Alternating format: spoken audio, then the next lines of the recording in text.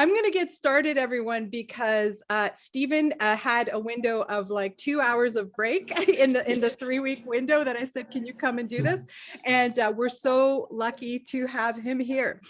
Okay, everyone. So I'm Daniela Sayoni. As all of you know, I run 2 different a comedy writing program as well as a script supervision program, and I have with me the amazing Stephen White, who was a veteran script coordinator. He started script coordinating around 2006 in television and became a screenwriter, full-fledged on shows. Like he's done like what 9 episodes of Blackish. Yes. Then he's done The Neighbor, and you're co-producer on Blackish, The Neighbors, and Workaholics, and he script coordinated on all those shows, and he has script coordinated before that on other great shows like Saving Grace and Key and Peele and Gallivant and Adam Devine's House Party. So we're so very, I've never seen any of those shows except Key and Peele, by the way. Yes. For a long time it was, it's not a thing you don't have. But Blackish and Workaholics, like amazing, Yes. amazing shows. So very, very excited. So Stephen, do you want to say anything else about have I represented you correctly in your credits? Do you want to say anything else about that before we start? I've lived the dream. I've gone from script coordinator season 1 on Blackish to co-EP for this last final season 8.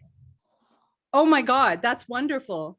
And I know some of your creative showmates, and that's huge. Like they're huge people in the television industry. So the first season of Blackish, I think we had 6 showrunners in the room. Oh my God. If you were going to pitch, especially as an assistant, it better be good. So it definitely was an amazing environment that bred so many great writers. So I think we have 4 former assistants on staff now. Oh, fantastic. What's your writer's room like? How many people?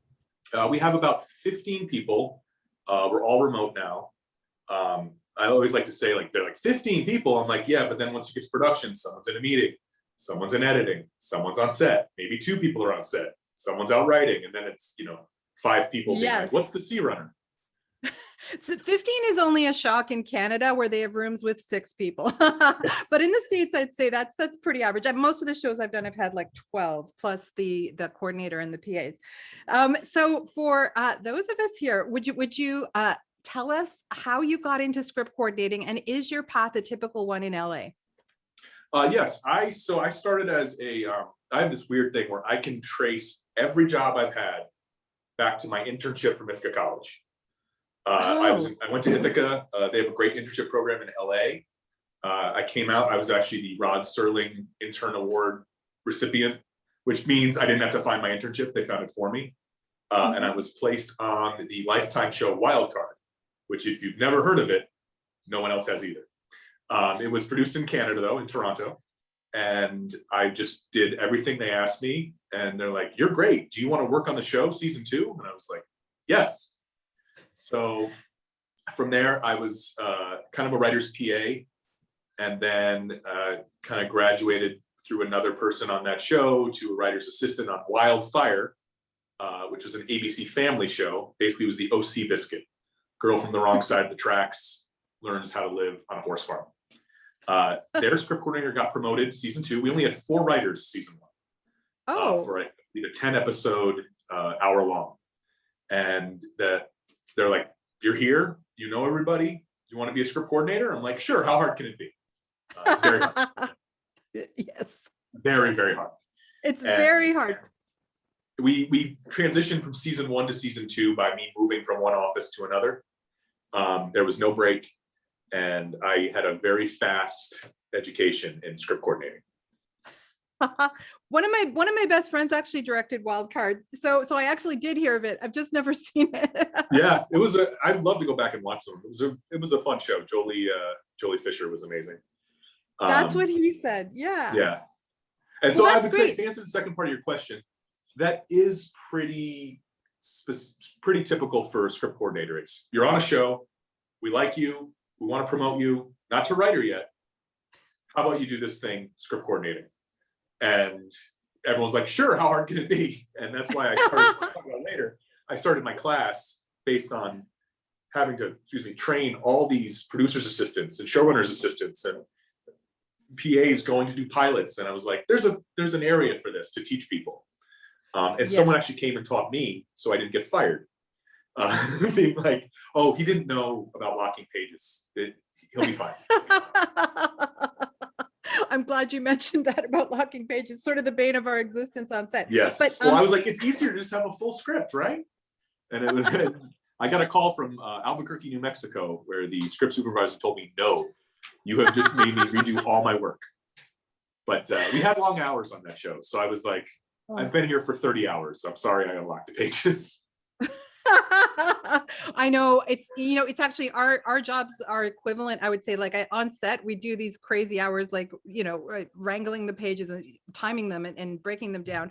And you guys do even longer hours. Like, but it's always, if I have to call a script coordinator about locking pages or anything else, they always say, they either really didn't know, or they'll say a script supervisor did school me on that on my last show. they'll say. I tell all my script coordinator trainees, or if I go talk to the assistants on the show who've already been there, I'm like, you need to have a real quick connection with the AD and the script supervisor, because if you do your job poorly, you've ruined their job.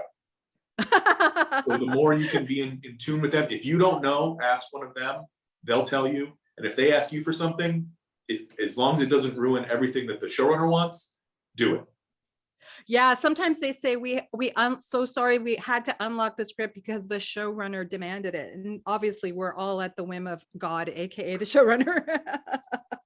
Well, it's funny. When I got to Blackish, they never unlocked scripts. I came on episode 13 of season 1 when they had promoted their script coordinator, yay. For the back 9. And I'm like, hey, why do we have 50-page scripts with all the 8 pages and everything? And they were like, oh, one of the showrunners wanted to just do it that way. And I'm like, okay, call the AD. I go, can we not do this? And they were like, please don't do that. But you can, again, communication with departments, you can make things simpler. Just, it doesn't have to be the way it was. Yes, I agree. There's rules, but there's not rules. There's communication, what the showrunner wants, what production needs. Those are more important than anything. So whenever people ask me to summarize my job as a script supervisor, I would say, do you have 4 hours? Because it's an intense amount of responsibility, as I'm sure you could do the same as well. You could talk for hours about what you do, but in summary, for those who don't know what a script coordinator does, how would you describe it? Well, it's so funny that so many people are confused by what you and I do. I always like to tell a story on Workaholics. I'd worked with this person for 3 seasons. They were another department head, and they were doing a short film. And they're like, hey, love to have you come in to help this weekend. I'm like, okay, but I mean, are you doing pages live or what's going on? He's like, well, no, you'll be on set and like going over the lines and make sure the continuity's right. I'm like, that's a script supervisor. I'm a script coordinator. He's like, isn't that the same thing? It's not. What a script coordinator does is basically, they're in charge of the document of the script.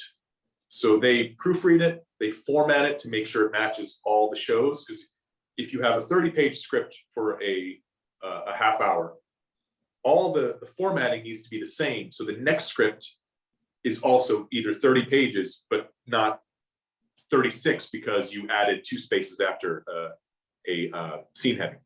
So I proofread, I format, and then I distribute the script to all the various departments, actors, writers. And then as changes come in, I make sure that the showrunner is aware of them, or the showrunner will dictate them to me. And then I distribute those changes to everyone, keeping the color wheel going of, white, blue, pink, yellow, green, goldenrod. I say stop at goldenrod, but there's also salmon, tan, buff, cherry. Just see what they do. Get to goldenrod, go back to double white. The other thing that you do as a script coordinator on comedy is you type in the room. The writers are in the room, they're pitching jokes, you're usually group writing some scenes or revisions, and you're kind of the quarterback. You've got the head coach in your ear, the showrunner, or whoever's running the room, telling you, let's do that, let's do that. And you're typing everything that they say. And if you're a good script coordinator, you're making your job easier because you're keeping the formatting going. So you're not just blowing up what the script looks like, and then another person has to fix it later. On dramas, where I started, you're usually in your cave, which is you're in your office, You're waiting for the script to come out. There isn't always a room going. And then you get a script, it's 50 pages. You have to proofread it. Same thing, distribute it. When I moved to comedy and I got to page 28 and it was the end, I was like, oh, this is so much easier. But There's it's so just much less harder. for me. I mean, listen, I love comedy, but it's harder. Comedy is harder. Comedy is totally harder. It's you do more revisions on a comedy in the moment, so you'll have less pages. You might not go past. We don't usually go past paint on Blackish because we've ground out the jokes and we've done the process already. On drama, you could go to triple green just because it's like, oh, location fell out. Oh, this actor's gone, and the changes are so much bigger that you have to put pages out. Where it's like, oh, we'll just do that on the day in comedy because a lot of times it's fungible. In your coordinator role, do you also keep like a master Bible or like the storylines? Yes. So some of the other things that a script coordinator will do, the biggest thing is clearance. On Workaholics, since it was a new show and the studio was the management company of the actors, I was like the head clearance person, which is very odd. Normally, I take the script and I send it to a third-party company that comes back to me, and then the studio, Disney for Blackish, will have a lawyer read the report and say, you can say this, you can't say this, watch how much you say that. So that was weird that I had to be the person being like, can we say this? And they actually nicknamed me the lawyer because I was acting as that in that capacity until we got kind of a more traditional flow going. But, you know, a character's name comes out. You know, we're going to have Steve White in the script.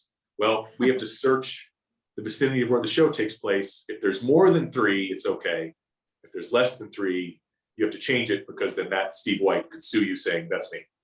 And if I ever meet the person who sued the first time, I am going to be very upset with them. They've created a lot of work for people. And the other 2 clearance things, I usually say there's 3 clearance issues in every script. A character name, name of a place, like a coffee shop or something that you have to help the art department get, and then a product, which, and Blackish, I'm the head of the integrations department, which we have some great, you know, it helps the show get money if you can be like, Starbucks, it's great.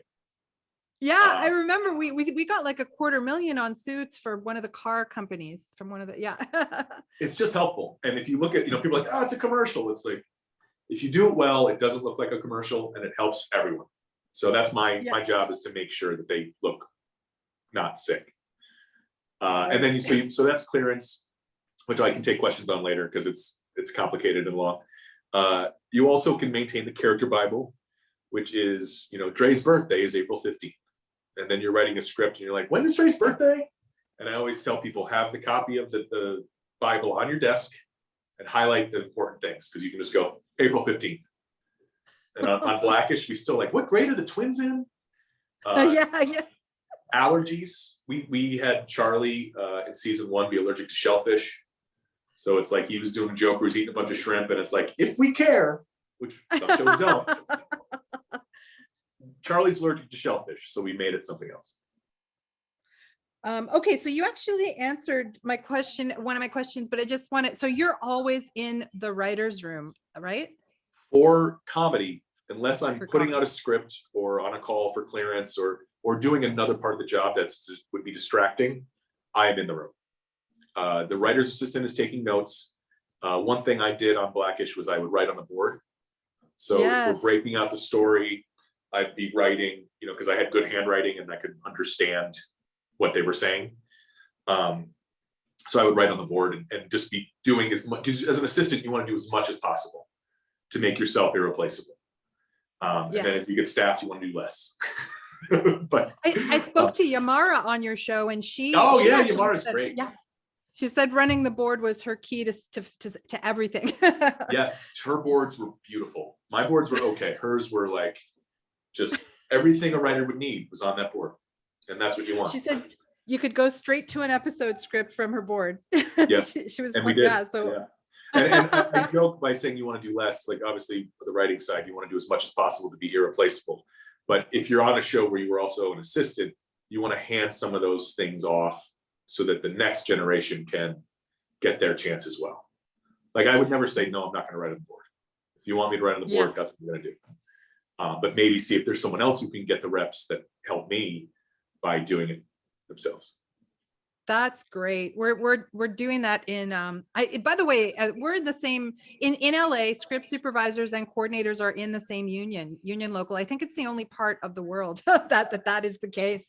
But yeah, we're also trying to get script assistants that we can train. It's sort of because we feel a big need right now to train the next generation.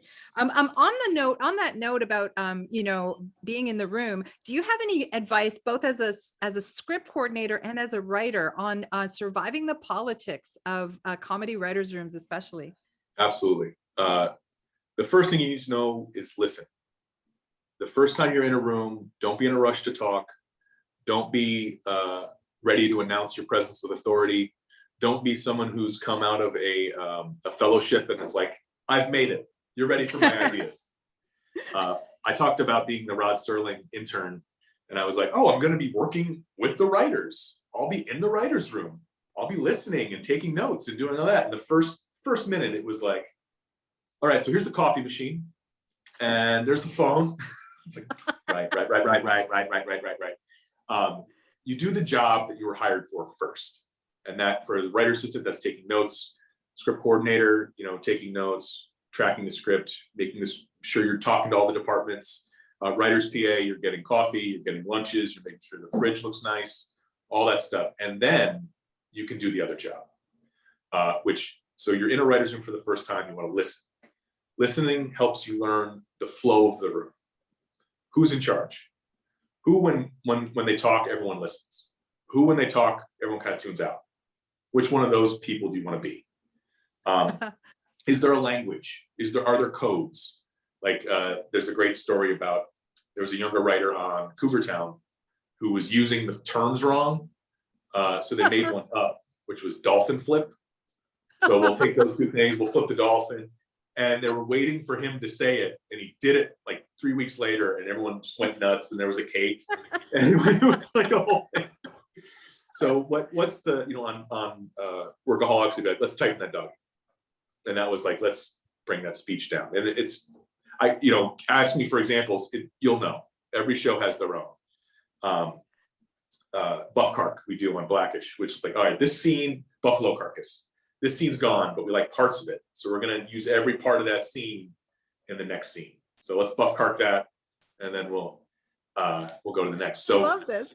You've got to learn all that stuff so that if you do use it correctly, or if someone else says it, you know what they're talking about. And then when you do have an idea, when it is your chance to shine, if only we had someone here from Cincinnati. Don't do what I've seen so many people do. And I've given this advice, and I did it myself. Don't pitch, well, maybe we could do a thing where there's like a Cincinnati chili. Because you're waiting for someone to be like, what? What did you say? We have the greatest ideas here. They're not going to ask you because you don't have confidence in your idea. So why should we listen to it? Strong voice, announce, feel confident, bad pitch. Maybe we do this. Don't say bad pitch every time because you're just covering yourself. Or it's not this, but it's like, well, what is it? Don't pitch areas. I worked with a writer who pitched areas. It was so annoying. Like, maybe it's something about a baseball team. And finally someone's like what? Pitch the joke to me.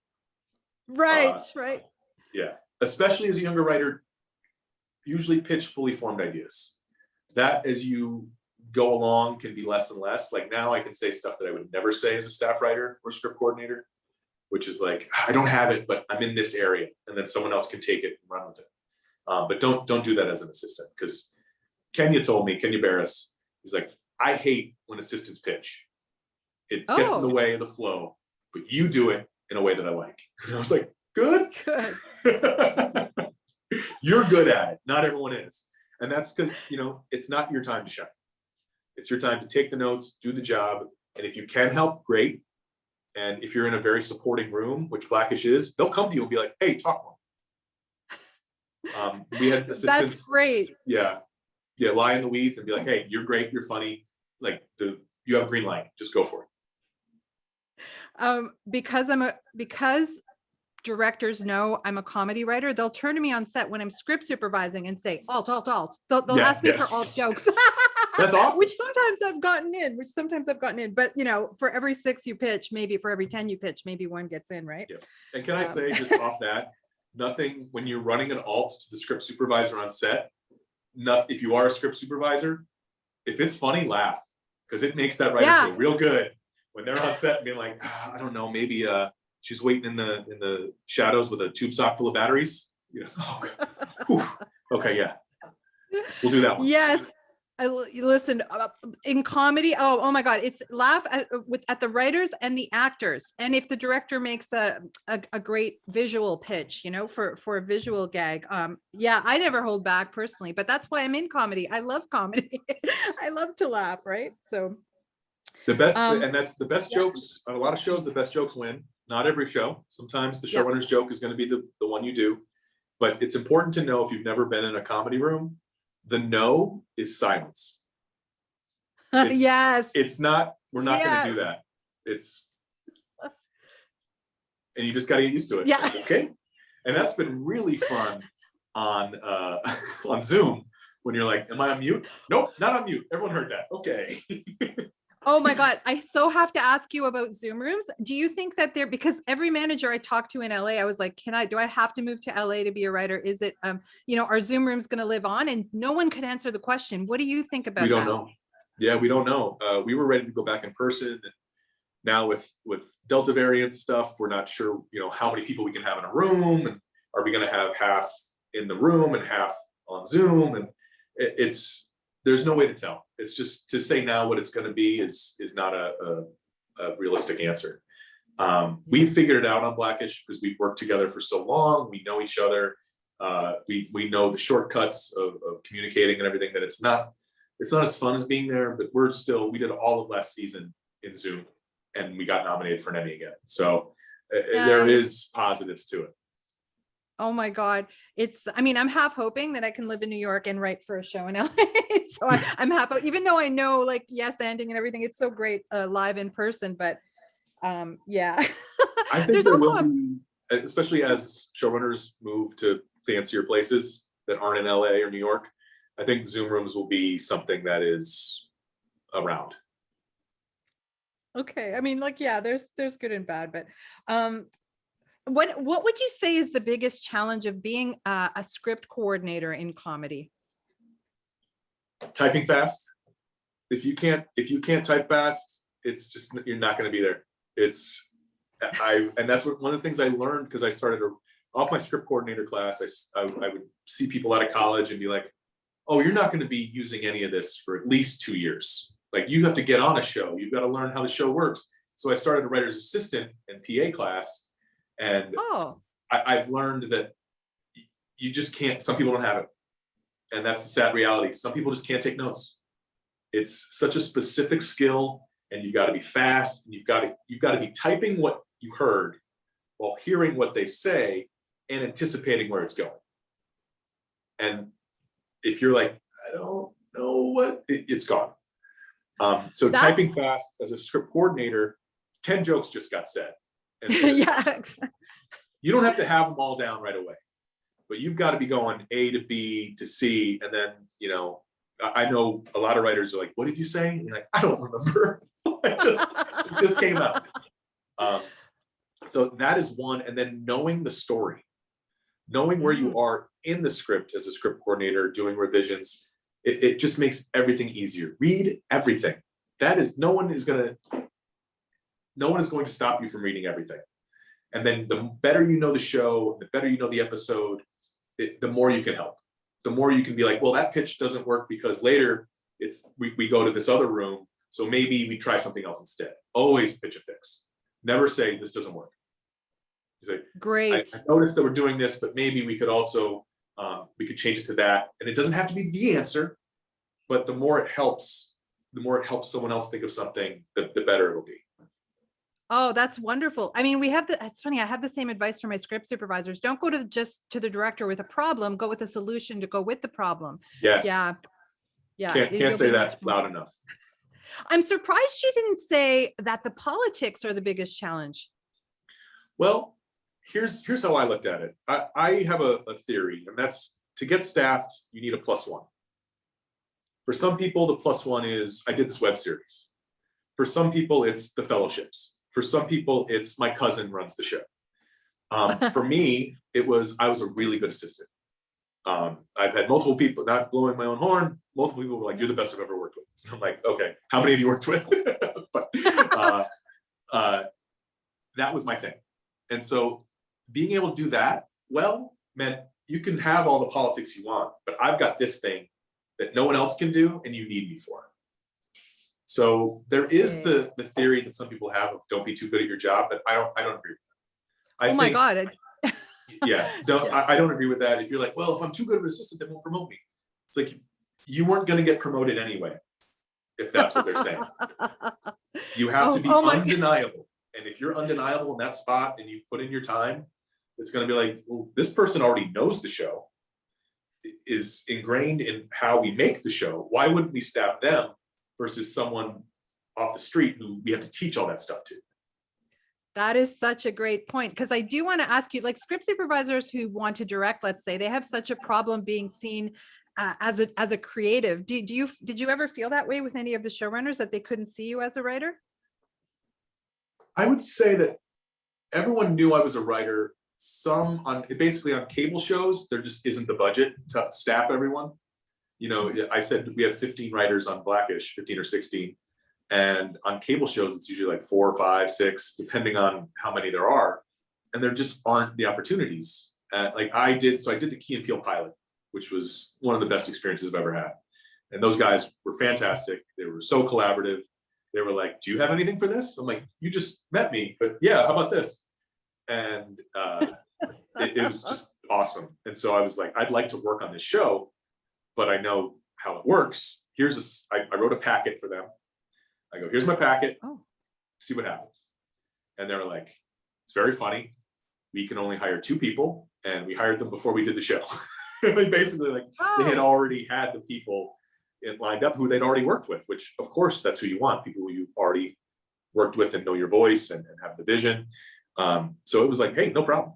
You know, a packet, for those asking, is just a sample of a variety show. So if it's a sketch packet, it's a bunch of sketches. If it's a daily show packet, it's like, here's some monologue jokes, and here's a bit, and here's a stage desk thing, and a game idea, and that sort of thing. That's great. And, did they ask I didn't ask you this preliminarily, but did they ask to read anything of yours before they hired you as a writer's room PA? No. Well, I got the Sterling internship from my screenwriting professor, so she kind of knew that I was okay at it. But no, otherwise I never really had to submit any writing. That's becoming more common, and it's awesome because it's like, hey, we know this is a training job. You know, it's a +1, as I like to say. Let's make sure they can write before they can get to the next thing. And sometimes it's like, okay, their writing's great. They're not the perfect assistant, but we'll make it through until the next step and the budget opens up and we can staff them. Oh, that's great. Yeah, at Suits, everyone down to the writer's room PA said they had to submit an original pilot. So that's awesome. That's the type of show you want to be on, especially as a writer's PA. If they're asking to read you as a PA, that's fantastic. Yeah. And I also like to say, don't bring material unless they ask. Yes. Because that can come off the wrong way. That's absolutely true. So how long did it take for you to get a break? For my first real break, it took me about 9 years. But before you go, oh my God, there was a strike in there that ate up a big amount of time. And I dabbled in development. I did some time in a development company, and I didn't get on comedy. I was in dramas because that was the people who knew me. And I think if I had gotten on a comedy sooner, that's when everything clicked. Because at 10:30 at night on Wednesday, they don't need a joke in a drama room. They need who didn't kill them. And that wasn't really my forte. But then the first time I heard a comedy room, I'm like, that's it? Oh, okay, cool. So Workaholics was my first big break. I got to do a lot of stuff with them. I did their Tumblr, which was a big deal at the time. I started with Tony Goodman, and then I took that over for the next season. And then Tony Goodman was the writer's assistant. He and I wrote a script together. That was well received. And then there just got to the point of like, we don't have the budget, but we know you like are past where you are. So I left on good terms, which I always recommend. If you're going to leave a show, leave on good terms. And then I got in with Dan Fogelman and the Neighbors at ABC. And I've been on an ABC show since 2013. Oh, great. And well, I wrote what ended up being the series finale of The Neighbors with Dan. It would have been the season finale, but the show got canceled. So that's one opportunity of like, okay, you're staffed for next season. Oh, the show didn't go. And then Gallivant, same, that was only 8 episodes, a musical.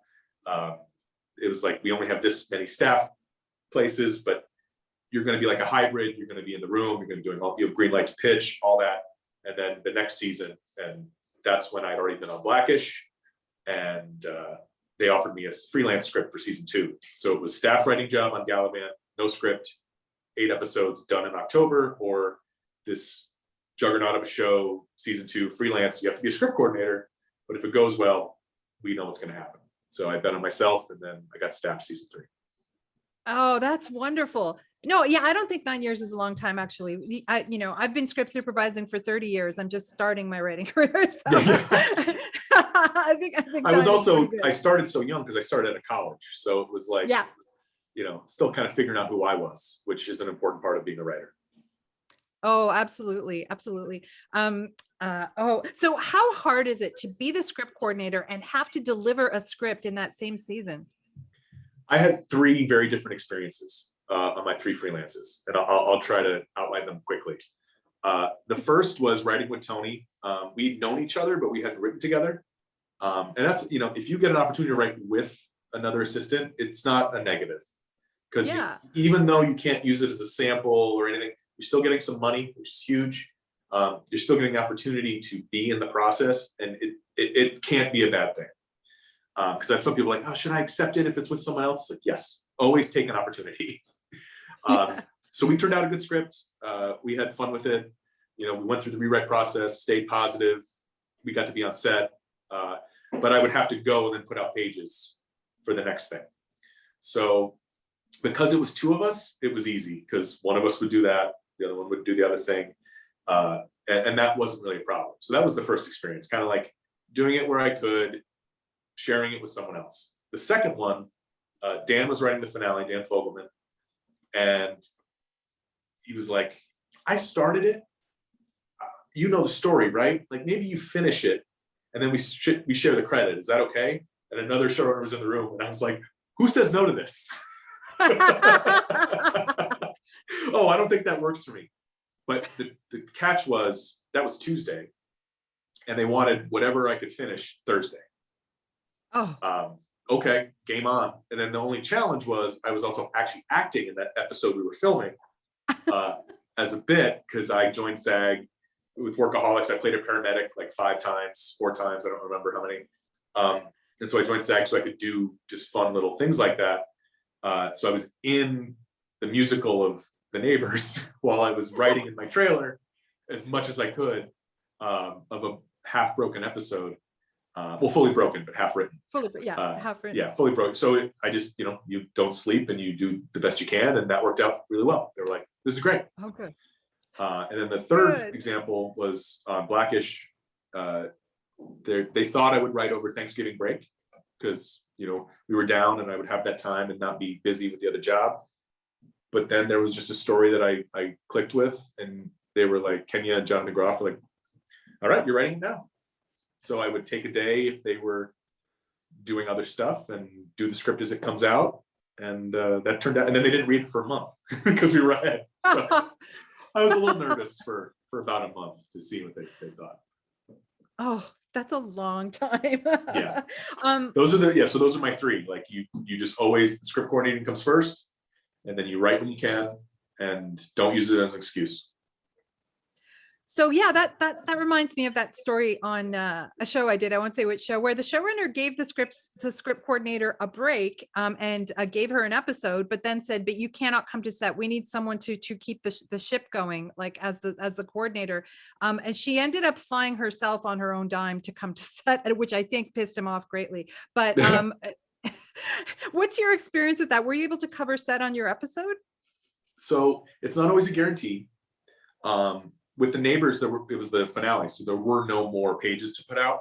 So I was on set with a supervisor every day, and that was what Dan wanted, and you know, the entire staff by that point was like, yeah, you got it, do your thing.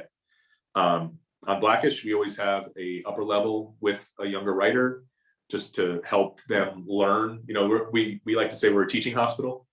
We help That's great. younger writers and assistants and learn because you need to be able to have those skills for the next job. So on Blackish, we had good assistants in place, but I was the only one who could put out a script. So if I had to put something out, I would go put it out, and the supervisor would have to set, no problem. Otherwise I was there. So I was lucky. I got to actually be on set, work with my first director was Linda Mendoza, who was unbelievable and so collaborative, and knew how special it was for me. That was my first solo episode of TV. And it was really, really cool. But if you don't get to go, it's okay. It's, you know, you're not going to necessarily be the person on set who has the fix in that situation. And it also might be the situation where the set is not the best place to be, and you don't want to deal with those problems while you're trying to do your other job. So it's, if you are an assistant who gets a script, be happy for the script and give as much input as they give you, you know, as they ask for. Read everything, and be there. But if it's like, we got this, it's not a bad thing. It's just sometimes the flow of how it goes.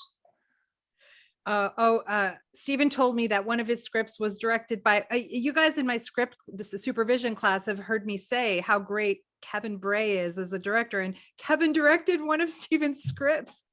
He did. He'd done a bunch of our shows. So the funny thing about being a script coordinator on Blackish first was I met all these directors in all the meetings, and then I would come in and they'd be like, I'm like, yeah, I used to sit over there and I'm sitting here. It's cool.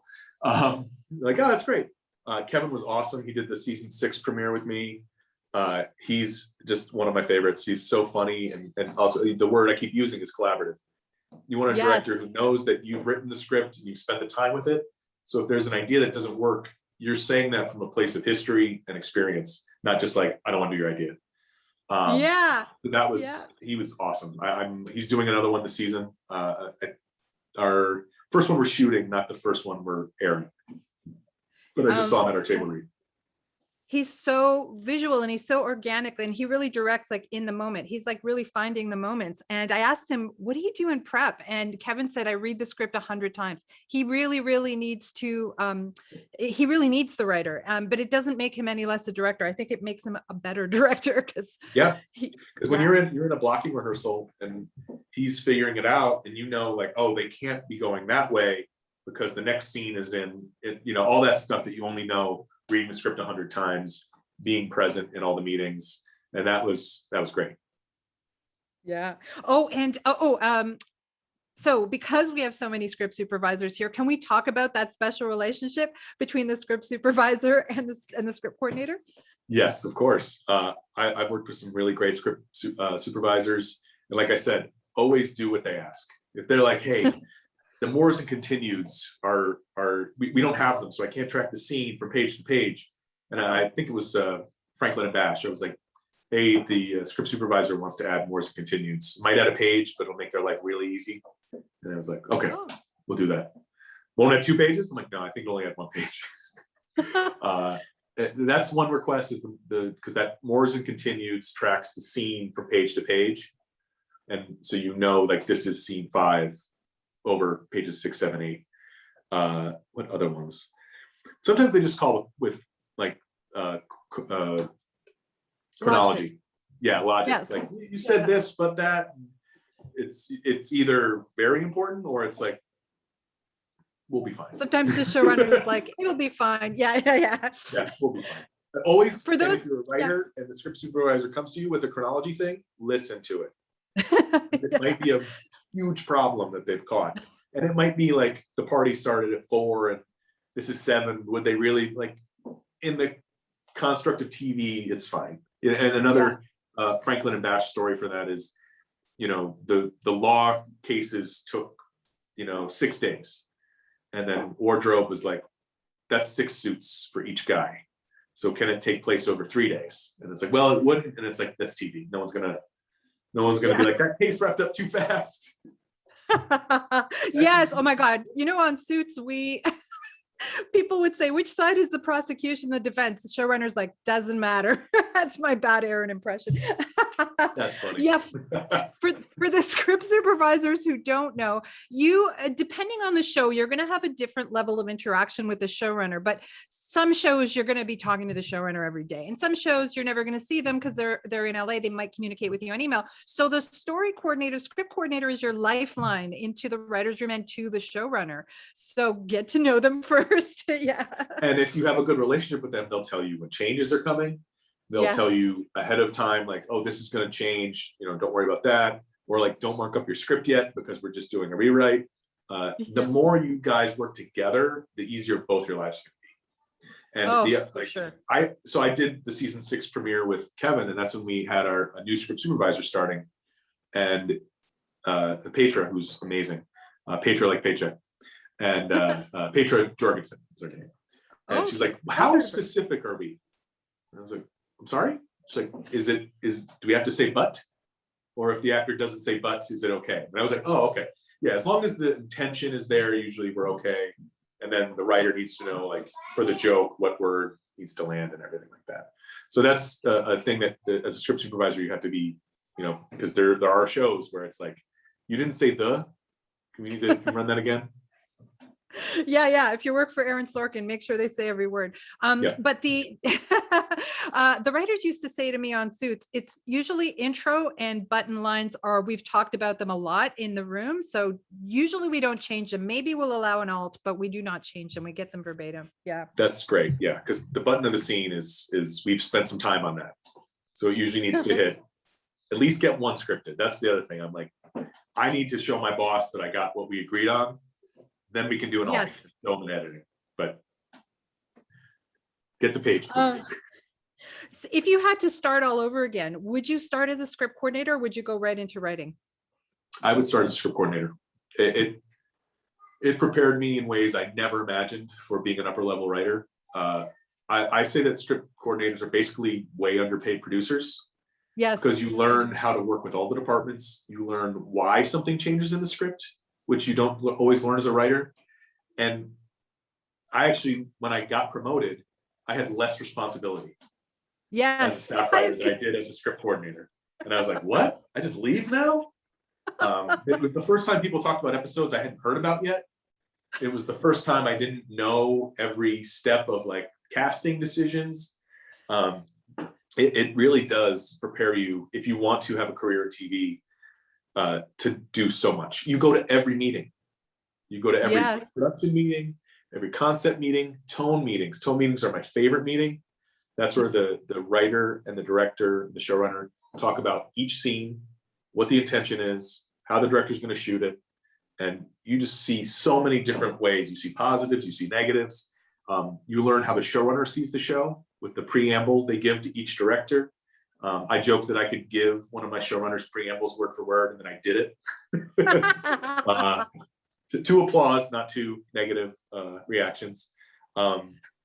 It's just so valuable, and you get to learn without the pressure of having to talk who succeeds in a writer's room and who doesn't. Because that was the big change for me as a staff writer. I was like, oh, now it's not a bonus if I get the joke in. Now it's what is expected. So I need to make sure I'm shooting more. Yeah. Oh, that's so great. No, I was going to say, like, knowing the tone of the show, it must give you such a huge advantage over some staff writer walking in for the first time from another show. Yeah. And I just have to ask you this. You can help other younger writers by being like, hey, this is how we do this. This is how we do that. Your script's going to come out. They're going to read it. And then you won't get feedback one-on-one. We're going to do it in the room. Like going over the schedule and everything can really help another person in a way that they wouldn't have, because maybe the upper levels don't have time to give them that. And the better you prepare everyone, the better your show's going to be, because everyone is going the same direction. Oh my God. So true. There's a directorial equivalent of that when we get brand new directors on shows, and they're setting up a shot, and then I'll say, the showrunner hates high angles. He always cuts them out, like always. And they'll go, oh really? And it's like, didn't he tell you that in the tone meeting? But like, yeah. So there's stuff like that there's an equivalent to our roles. But before we start taking questions, I want to leave. Well, I just at one point, ours on Blackish is we always shoot inside the glass of the conference room. Every show has them. I know. Every show has them, right? Oh my God. I have to ask you the fade-in question, because this just happened to me after 30 years of script supervising. I was told, no, we have to use fade-in because the writer-director is a fade-in poster boy and he doesn't use Final Draft. How do you feel about fade-in, or have you ever been forced to use another software? I have not used fade-in, but I like to say, like, so the class I talked about, I learned on Movie Magic and then did Final Draft. And the biggest difference was the color of the page didn't change. So the first time I Final Draft, I'm like, why isn't it blue? Why isn't it blue? I don't give a Final Draft class or a Movie Magic class. I give a script coordinating class. Because if you just know the basics, you'll learn the program. You can spend time with the program over a weekend and get all the little tricks and tips. And I can't even tell you all the tricks and tips because it's just muscle memory for me. Like if I was typing in the script right now, it's like, that's how you do that. But to tell you, I'd be like, you gotta, and I say in the class, like, hold on, I gotta reload the computer. It's going into the matrix. So it doesn't matter because that's your work to know the thing. But a crazy story, I had, what was it called? I can't remember. It was a program from the 90s that a showrunner I worked with still used. And so I was filling in. So the script coordinator had already done the work of like, you take this file, you do these 3 things, and then it's Final Draft. And then you've got to take it from Final Draft and put it back in this thing. I'm sorry, I don't remember the name of it. But so I did that on a show I just started on. It didn't get fired. So you can do anything. Let us talk about your class before I take questions, because first of all, I think every script supervisor, 100% of script supervisors need to take a script coordinating class to understand, because also we do the as read scripts, and I think it just gives us the most flexibility, but also to understand the role, the very important role that you do, but also every writer, whether or not you want to be a story script coordinator. Can you tell us about your class? Yeah, so my class is called Script Co U. And I have a version that is for script coordinators, and I have a version that's for PAs and writer's assistants. I started it when I was an assistant, just as a side hustle, and like I said, I taught so many other people how to do it that I kind of came up with a curriculum. And what it comes with now is a binder. And the script coordinator class binder is undefeated. Everyone I've given it to has not been fired, which to me is the A+. I've had, the show Love, Jane the Virgin, the new edition movie. There's one other one, Black Lightning. One of my replacements on Workaholics. They've all gotten the binder and been like, it's all there. So now, like, how do I get that binder? I'm in the process of, in our digital world, transitioning my class to something like this, because as long as I'm talking to you and you have the printout, it works. And I can say it helps you get staffed, because then I finally got staffed. When I wasn't staffed, I was like, and eventually maybe it'll work in another way. So basically the class talks about how to be a script coordinator, what they do. We put out 3 different versions of the same script. We do a writer's draft, a production draft, and blue revisions. And then we talk about clearances. Then we talk about all the other stuff you do. Then we talk about how to be in the writer's room, how not to be in the writer's room. And then we talk about questions and all that sort of thing. If you are interested in this class, you can email me at scriptcou, the word script, CO, the letter U, @gmail, to get on my mailing list. And when I have the digital version available, or I host seminar, you will get an email and we'll talk about everything else. Oh, Stephen, you're going to love it. I transitioned after 25 years of training script supervisors in the classroom. I switched to online last year. You're gonna love it. That is correct. The typing of that email is right. Okay, cool. Yeah, and I used to just meet people at the farmer's market by the Grove, and I would say, I'm the guy with the binder on the table. So if you see a guy with a binder, that's me. I love that place, actually. Let's It was go great. through. And I told people, I'm like, it's not quiet, but guess what else won't be quiet? Your office. So if you Yeah. can't focus on me here, it's not going to be good for you in the production office. This is wonderful. Okay. Let's go through the questions now that we have, I'll try to read through as many as we can. Okay. How different is it for virtual rooms in terms of the board? Great question. We have a Writer's Room Pro that we can go in and kind of type out. I hate it. I've gotten to the point from doing the board so much that I can just see it, but not everyone is me. So it really has, if it's a really complex episode, we'll go and just, we'll screen share Writer's Room Pro, and the assistant will write out the document, and then, or the board, while another assistant is taking notes on what's being discussed with the board.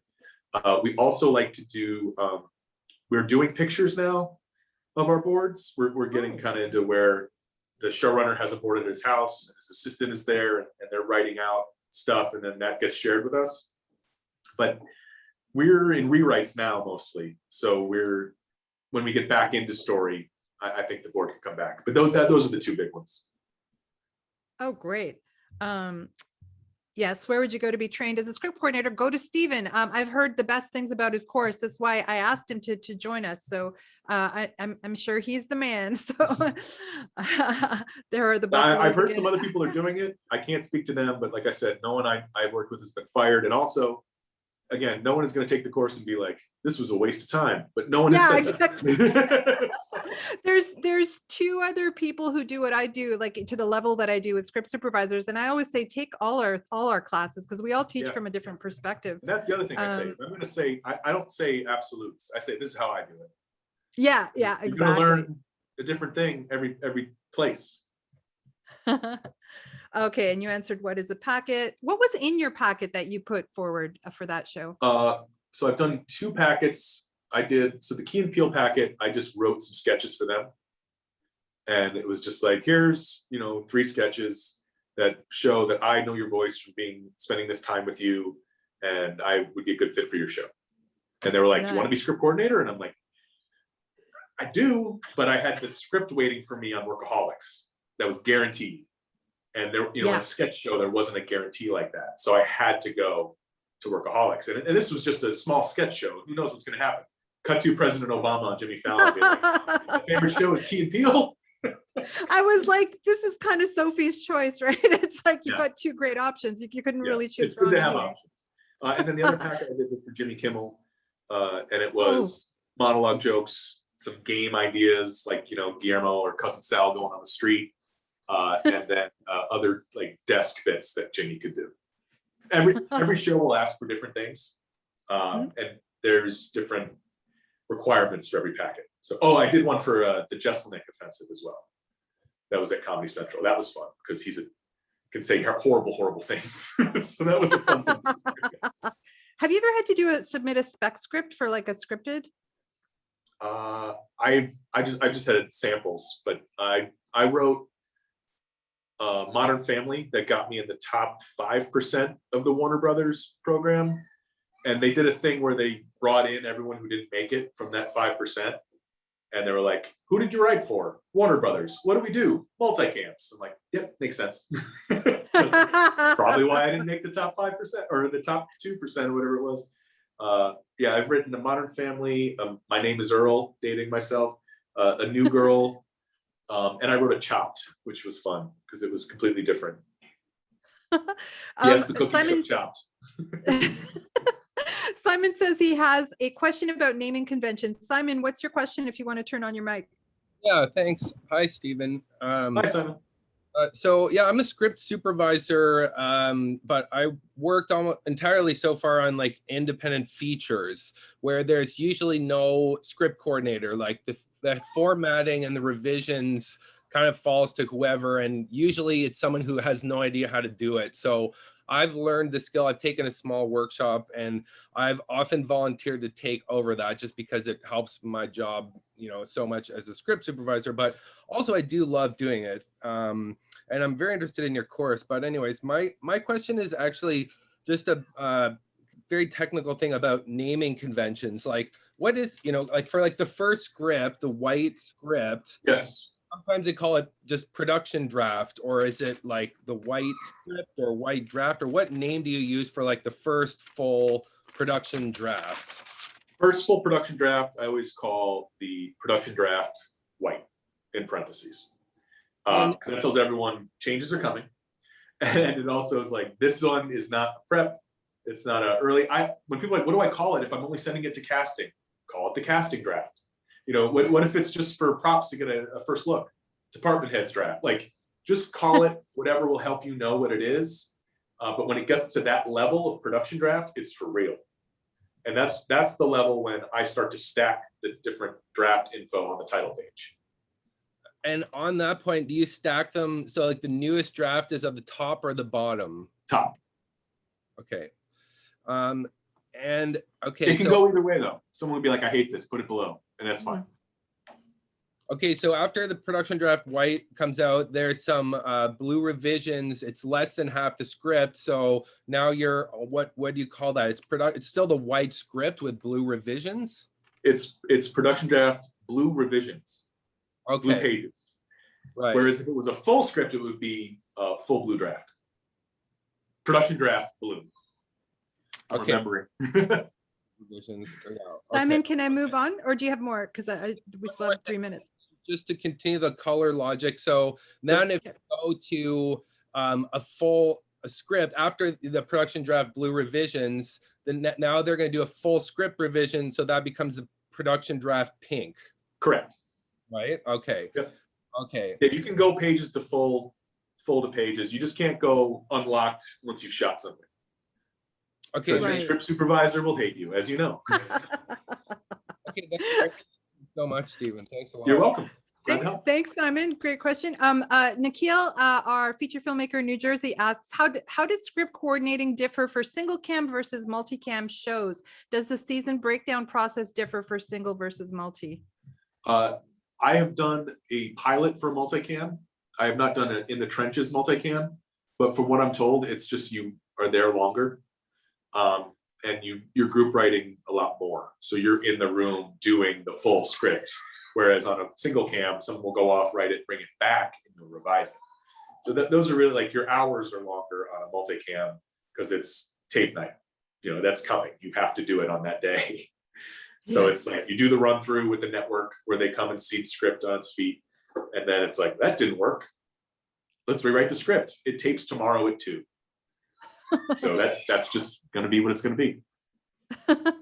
And the spacing is different, and the format, that formatting is different. But I always say, look at a script from before, from an earlier season, and make it look like that. And if you're if you're a new season, go to the showrunner or the showrunner's assistant and say, do you have a script from another show you did that you liked how it looked? And then you just steal that. Oh, that's great. Yeah, just get the template. And then Nikhil asks, can you speak more to the ideas of +1s for writers? If you plan to write and direct a web series, can that be something you use in a package, or are samples really the best way to go? There is no one way to get staffed. So if you write and direct a thing and it's your best and that's what you submit, great. You know, they at some point they might want to see your writing, but the fact that you've already made it means they can click play instead of having to download a PDF. That's awesome. At some point, someone might want to see the script, but you'd have the script for that thing. You know, people get staffed off of short stories, people get staffed off of plays, people get staffed off of Twitter feeds. So always have a script ready. If you don't have a script, if your thing is one of those things I mentioned, because at some point, someone at a network or an old school showrunner is going to be like, what can they write a script that's 30 pages? Yes. Yes. By the way, do you have a couple more minutes? I see that there's 5 more questions. If not, yes, we'll wrap it up. Go 5 more minutes, then I have to take my son somewhere. Okay. Is that your son that we heard in the background? That's yes. cute. Kai asked if you went to school for script coordinating, but no, you said someone taught you on the job, right? I learned from the person I replaced, and then I learned from an even better person who knew what they were doing. And then I took over, I did a couple episodes of Eureka season 1 with the great Juan Carlos Fernandez, who is now staffed and is an amazing writer. He's probably the best script coordinator of all time, not me. But we met and he's like, you know my language. And his tricks and tips, and he's like, here's how you're gonna do the show. And I was like, oh, this is amazing. This is everything I need to do. So that really, then he left the show season 1 and I came on season 2 and I had all of this stuff. And that's, the language is all the things I've been saying about like production drafts and casting drafts and blue pages and A pages. Oh, that's great. Can you recommend any shows a comedy writer must know inside out as a comedy writer, and any shows that mash up different genres like Zombies in the Santa Clarita Diet? Oh yeah, because Santa Clarita Diet is a family comedy that is about zombies. Yeah, or that is zombies. Zombies about a family. You get it. I think that there isn't one show that you should watch, right? So Cheers is my favorite multicam.